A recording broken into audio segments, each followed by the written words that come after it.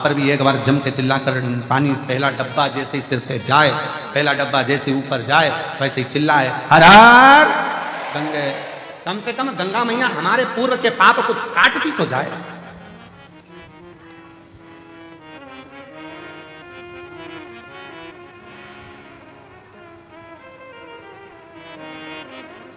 सत्संग में पहुंचे हो सही तरह से, अगर भगवान की भक्ति का सत्संग तुम्हारी बुद्धि में, चित्त में, मन में बैठ गया तो समझ लेना कि तुम्हारे जीवन का वैसे ही उद्धार हो गया, वैसे ही उद्धार हो गया।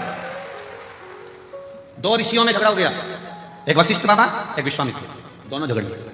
वशिष्ठ बाबा कहते हैं और विश्वामित्र जी कहते हैं, दोनों में आपस में कुछ ना कुछ बात की तनातनी।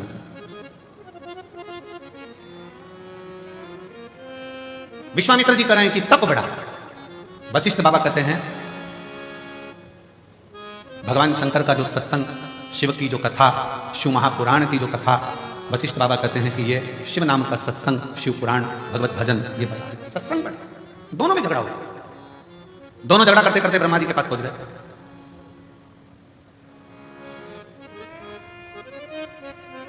और दोनों झगड़ा करते करते ब्रह्मा जी के पास पहुंचे और ब्रह्मा जी उससे पूछा कि बताओ, हम तप बढ़ा कि शिव महापुराण का सत्संग बढ़ा? तप बढ़ा कि सत्संग बढ़ा? ब्रह्मा जी मन में सोचे, अगर मैंने एक भी नाम ले दिया तो ये दोनों मेरे प्राण खाएंगे। जब उलझन उत्पन्न होती है तो बीच में कोई नहीं आता। ब्रह्मा जी ने कहा मेरे पास में इसका उत्तर नहीं है, तुम भगवान नारायण के पास जाओ। नारायण के पास पहुंच गए, बताओ तप बढ़ा कि शंकर जी की सुनी हुई कथा का सत्संग बढ़ा? भगवान विष्णु तो चरण दब रहे थे, नारायण आराम से सो रहे थे, लक्ष्मी जी चरण दबाती। लक्ष्मी जी ने भी देख लिया दोनों आए हैं और दोनों बहुत बड़ा प्रश्न लेकर आए, उत्तर देना बड़ा कठिन काम। तब का बोलेंगे तो सत्संग छूट जाएगा, सत्संग का बोलेंगे तो तब छूट जाएगा। कहां करा जाए? लक्ष्मी जी और जम के पांव दबाई, जैसे ही पांव दबाई नारायण समझ गए उलझट्टा सामने खड़ा। जब दुकान पर जाओ सामान खरीदने के लिए और दुकान का मालिक दो तरह से चाय की आवाज लगाता है। एक बार प्रेम से बोलता है, जाओ जरा मैडम के लिए चाय लेकर आओ, इतना सारा कपड़ा ले रही है सामान, जाओ मैडम के लिए चाय। और मालिक चिल्लाकर बोले, ओ नाना दो जल्दी लाना। समझ लेना, वो समझ गया, चली जाए तब आना। और नाना गया चाय लेने, और जब मैडम चली गई और कह रहे मैडम बैठो तो थोड़ा थोड़ा रुको, तो थोड़ा रुको, थोड़ा बैठो। अब हम बोले नाना हमको तो जाना है, हमको तो जाना है। ओ नाना दो चाय जल्दी। गया नाना, क्योंकि नाना को पहले से सिखा के रखा था, चले जाना आराम से घर घूम के आ जाना, थोड़ी देर बाद जैसे चाय लेने जाए। फिर हम बुलाए तब गए। लक्ष्मी जी ने चरण दबाया, तेजी से जम के जो चरण दबाया, भगवान समझ गए कोई उलझट्टा सामने खड़ा है, जरूर कोई बात।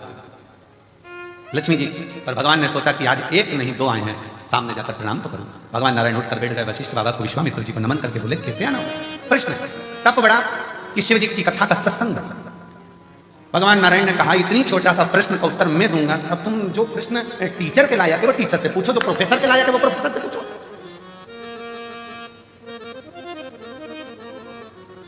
अब तुम्हें प्रश्न करना चाहिए टीचर से, तुम कर रहे हो प्रोफेसर से। इसका उत्तर तो मेरा, भगवान विष्णु ने सोचा इनसे पीछे तो उन्होंने कहा इसका उत्तर तो मेरा शेषनाग देगा। अब शेषनाग हजार ठंड से, लाखों आंखों से शेषनाग भगवान नारायण को देख रहे, प्रभु मुझे उलझा दिया, मुझे। ये उसी में कहा है ना, जैसे भगवान कृष्ण से नंद बाबा, एक बार नंद राय जी बैठे हुए थे और भगवान कृष्ण आंगन में खेल रहे थे। खेलते खेलते भगवान कृष्ण ने मोर को देखा। मोर देखते से नंद बाबा के पास में आके उनकी गोदी में बैठ गए। देखते से बोले, कितना सुंदर है ना बाबा? बाबा बोले, हाँ। कौन है बाबा? तो कहीं मोर है। बाबा मोर मतलब? बाबा ने कह दिया ये दूल्हा है। तो बाबा इसकी दुल्हन कहाँ है? बाबा ने कभी आएगी, थोड़ी देर बाद मोर नहीं आ गई थी, दूल्हे। बाबा आप दूल्हा है? हाँ। यशोदा मैया दुल्हन? हाँ। बाबा मैं दूल्हा कब बनूंगा? तो तुरंत नंद बाबा ने मोर का पंख उठा के कन्हैया की चोटी में लगा दिया, तो आज से दूल्हा। अब एक दिन कन्हैया जी दूल्हा तो बन गया। थोड़ी देर बाद भगवान नंद बाबा के पास जाकर बोले, बाबा। बाबा बोले, क्या है? दूल्हा तो बन गया, दुल्हन? नंद बाबा ने कहा, बेटा अब इतना सा कन्हैया 5 साल का, वो तेरी बुआ आएगी ना, वो तेरे लिए दुल्हन लेके आएगी। अब बुआ तो राखी लाती थी, दुल्हन कब से लाने लगी? बुआ आएगी वो दुल्हन लाएगी। अब कन्हैया इंतजार करता करता करता, बच्चों को बहुत याद आता है, हम बड़े भूल जाएंगे फिर बच्चे याद रखेंगे, क्योंकि मम्मी ने कहा था बुआ आएगी तो ये लाएगी, तो बच्चा जैसी बुआ का इंतजार करता, त्योहार पे बुआ आई और बच्चे तैयारी में बैठे, क्या लाए बता। बच्चों को अगर बहुत याद आता है। अब जैसी बुआ आ रही थी वो समझे कि दुल्हन का मतलब होता मिठाई, अब तिलक करूंगी तो मिठाई तो खिलाऊंगी। लाई ना कहाँ है? छकरे में, बैलगाड़ी में। जो सुना बैलगाड़ी में, कन्हैया बैलगाड़ी की ओर भागा। सुनंदा जी अंदर गई, क्या बात है भैया, क्या हो गया? नंद बाबा ने कहा कि बात ऐसी है कि कन्हैया बहुत दिन से दुल्हन दुल्हन कर रहा था, मैंने कह दिया था बुआ लाएगी, अब क्या होगा जीजी समझ में नहीं आ रहा है, पूरा राखी का त्योहार बिगाड़ देगा ये लाला। तो इतने में सुनंदा जी बोली तुम चिंता मत करो, मैं आ रही थी बरसाना से, तो वहां पर ब्रजभानु जी की छोरी बोली कि कहाँ जा रही है, तो कहा माई के अब की बार मुझे भी घुमा ला, मैं उसको अब की बार छकड़े में बिठा कर ले आई हूँ, मैं अब की बार छकड़े में बिठा कर ले आई हूँ लेकर। अब ये अंदर राधा रानी लंबा सा घूंघट करके बैठे, खूब लंबा घूंघट। अब कन्हैया ने कहा उतर जा तू मेरी दुल्हन। कन्हैया जैसे ही बोले राधा जी तुरंत चल मैं तुझे हाथ पकड़ के उतारता हूँ। राधा जी बोले हट दूर सर।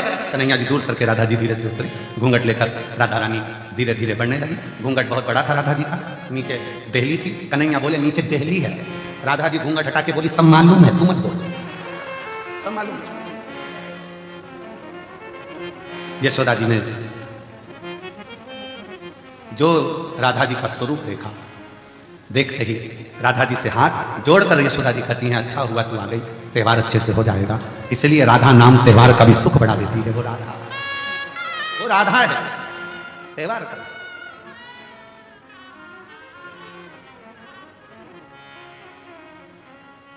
कभी उलझन उत्पन्न हो जाता है तो टाला जाता है। वशिष्ठ बाबा और विश्वामित्र जी की उलझन थी, वो बोले कि बताओ तब बड़ा कि शिव जी का सत्संग बड़ा, उलझन दोनों उलझन।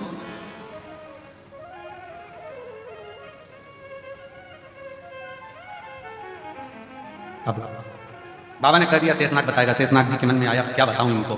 शेषनाग जी बोलिए तब बड़ा कि शिव जी की कथा सुनी हुई सत्संग बड़ा। शेषनाग जी ने कह दिया वशिष्ठ बाबा विश्वामित्र जी मेरे सिर पे रखी पृथ्वी, वजन बहुत तेज लग रहा, तुमने तब करा है, एक ने सत्संग करा, तुम अपना अपना पुण्य देकर पृथ्वी को रोक लो, तब मैं बताऊंगा कि कौन बड़ा।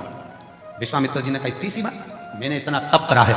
विश्वामित्र जी ने कहा मैंने अपनी जिंदगी में जितना तप करा सारे तप का फल देता हूं पृथ्वी, तो रुक जा। पृथ्वी नहीं घूमती रही शेषनाग जी के खंड पर, नहीं रुकी। तब वशिष्ठ बाबा से कहा गया आप रोको। वशिष्ठ जी ने कहा मैंने जो शिव पुराण श्रवण करी है, सत्संग सुना है, उसका 7 दिन का तो नहीं, पूरे 1 दिन का भी नहीं, केवल 1 मिनट का फल देता हूं, रुक जा। पृथ्वी रुक गई। सत्संग का फल कितना बड़ा है कि 7 दिन का भी नहीं, 1 दिन में भी आधा, केवल आधा फल मैं तुझे सत्संग का देता हूं, रुक। एक आधी में से आधी भी उन्हीं और आधी घड़ी दे दे सत्संग का फल। शेषनाग जी ने कहा तुम दोनों अंदाजा लगा लो कि तप बड़ा है कि सत्संग बड़ा है। तप में अकेले बैठकर साधना कर लोगे, इंद्रियों को संयमित कर लोगे, पर इतनी जल्दी परमात्मा मिलता नहीं है। जिनने तपस्या करी उनको भगवान इतनी जल्दी नहीं मिला, ना जाने कितने जन्म निकल गए तब मिला। पर जिसने सत्संग करा, मीराबाई सत्संग कर ली अपने दादाजी के पास में बैठकर, जिसने सत्संग करा और दादाजी ने कह दिया कि पत्थर की मूर्ति भी दूध पीती है, तो मीरा को आश्चर्य हुआ। दूध का कटोरा लेकर मीराबाई के सामने, मीराबाई ठाकुर जी के सामने दूध का कटोरा लेकर पहुंच गई और भगवान से कहती है पी लो दूध। भगवान नहीं पीते। तब मीराबाई कहती है दादाजी बीमार पड़े हैं, डबल से आऊंगी नहीं, पीना हो तो पी ले, तो भी नहीं पिया। अब की बार मीराबाई पास में गई भगवान द्वारकानाथ के कानों में कहती है 2-3 दिन तक दूध नहीं पिएगा तो दुबला हो जाएगा, पी ले पी ले। भगवान ने चांदी का कटोरा हाथ में उठाया और गटर गटर दूध पीना प्रारंभ कर दिया। खाली बर्तन को अंगूठी से बजाती बजाती मीराबाई, अंगूठी से बजाती बजाती मीराबाई जब अपने दादाजी के पास में आई, दादाजी का स्वास्थ्य देखने के लिए बहुत सारे बैठे थे, तो पूछा दादाजी ने क्यों मीरा तू कुछ प्रसाद लाई? मीराबाई बोली वो तो छोड़ा ही नहीं, पूरा पी गया। दादाजी हंस के बोले पागलों जैसी बात मत करो, पत्थर की मूर्ति द्वारकाधीश, मैं रोज भोग लगाता था, कभी आके नहीं पिया, कैसे पी गया? तू पी गई होगी। गांव के लोग हंसने लगे मीराबाई को कि यही दूध ले गई थी, यही पी गई होगी, कोई पत्थर की मूर्ति दूध पीती है? मीराबाई ने कहा फालतू का इल्जाम मत लगाना, चलकर देख लो, अभी के पिला कर बता देती हूँ। सारा गांव इकट्ठा हो गया, मीराबाई ने कटोरा रख दिया, भगवान से कहा पी लो, मुझ पे गलत इल्जाम लग रहा है, मैं कोई दूध के पात्र का दूध पीऊंगी, पी लो। भगवान आए नहीं। मीराबाई की आंखों में जल भर गया। भगवान के कानों के पास में जाकर कहा दूध पी ले, तेरे को तेरे बाप की सौगंध है। भगवान ने कटोरा उठाया, सबके सामने चांदी का कटोरा उठाकर भगवान गिरधारी को पाला, मेरा दूध पी गया, सबके सामने। सत्संग का प्रभाव। मीराबाई ने कहा जब मेरे दादाजी भगवान की पत्थर की मूर्ति को भी दूध पिलाने की सामर्थ्य रख सकते हैं, तो गुरु ऐसा ढूंढूंगी जो मुझे गिरधारी से मिला देगा। संत रविदास जी मिल गए जिन्होंने गिरधारी से मिला दिया। गिरधारी से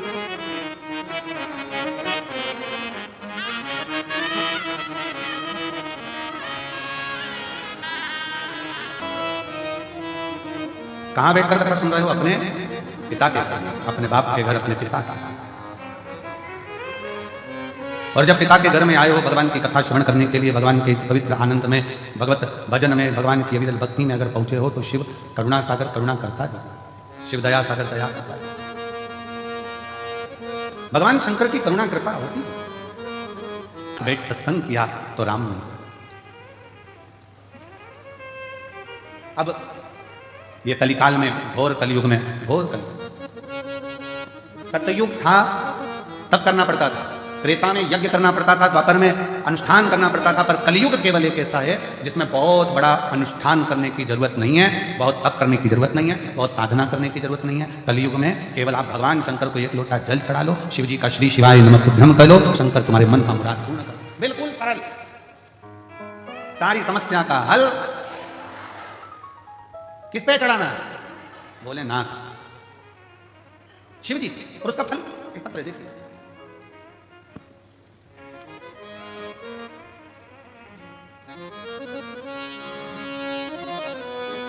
मेरा नाम हरभजन विश्वकर्मा, पत्नी उर्मिला बाई विश्वकर्मा, कहीं बैठी हैं?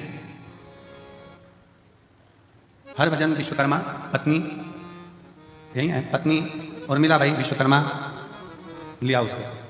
हमारे 5 वर्ष की बच्ची है महक विश्वकर्मा, कोटरा तहसील चांचोड़ा जिला गुना मध्य प्रदेश की निवासी है। 1 महीना बुखार आया, जांच कराई, डॉक्टर साहब ने इंदौर जांच करने पर बच्ची को ब्लड कैंसर बताया। बच्ची को जब ब्लड कैंसर निकला हम घबरा गए, क्या करा? डॉक्टर इलाज चालू कर दिया, टेंशन बुद्धि सब काम करना बंद कर दिया। तब किसी के कहने पर मोबाइल पर कथा सुनी, फिर टीवी पर कथा सुनी। 1 महीना बेटी को हॉस्पिटल में रखा गया, दवाइयां चलती रही, कैंसर का इलाज चलता रहा। अब डॉक्टर साहब से कहा हम शंकर जी की कथा सुनते हैं और वो महाराज कहता है कि शिव जी पे चढ़ा हुआ जल थोड़ा सा बेटी को हम दे दें। कहाँ बच्चे को जल देने में कोई मना नहीं, शुद्ध जल दो, कोई शरीर पर जल लगा दे, लगा बेलपत्री उसको दे दे, उसके का बेलपत्री मत दो पर जल भी लगा, जल लगा। 1 महीना बेटी हॉस्पिटल में, पिताजी रोज मंदिर जाएं, जल लाएं, बेटी के शरीर पर लगाएं। अब बेटी के पापा की आंख में आंसू कि मेरी बेटी का होगा क्या? डॉक्टर ने कहा इसको ब्लड कैंसर है। हमारा एक विचार आया है 3 दिन पहले कि इसका एक जांच और कराई जाए, एक जांच और कराई जाए। तो कहा ठीक है सर आप कराओ, अब मेरा भोलेनाथ ही इसको ठीक कर सकता है। और गुरुजी महक बेटी की दूसरी जांच 1 महीने बाद फिर वापिस कराई तो रिपोर्ट में पूर्ण तरह से नॉर्मल आई और पूर्ण तरह से गुरुदेव हम महक को हॉस्पिटल से घर ले जा रहे थे, तर उसका कहना है कि गुरुजी से एक बार मुझे कुबेरेश्वर धाम जाकर मिलना है, इसलिए एक बार गुरुजी आप महक को व्यासपीठ पर बुलाकर एक बार आशीर्वाद अवश्य दें। गुरुजी एक बार वो मिलना चाहते। एक लाइन कितनी सुंदर लिखी है, पूरी तरह से। अब वो जब स्वस्थ हो गई तो अस्पताल में महक से डॉक्टर साहब ने पूछते हैं महक कौन से देवता को मानती है? महक बोलती है भोलेनाथ को मानती हूँ, भोलेनाथ को मानती हूँ। महक अब तुम एकदम ठीक हो गई, ये आश्चर्य का विषय, तुम ठीक कैसे हो?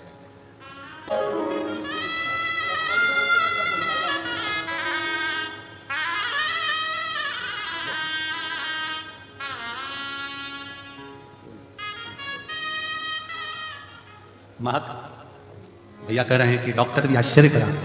वो कहती है बाबा मेरे साथ हैं, और हॉस्पिटल में 1 महीना एक ही चीज बोलती रही, श्री शिवाय नमस्ते।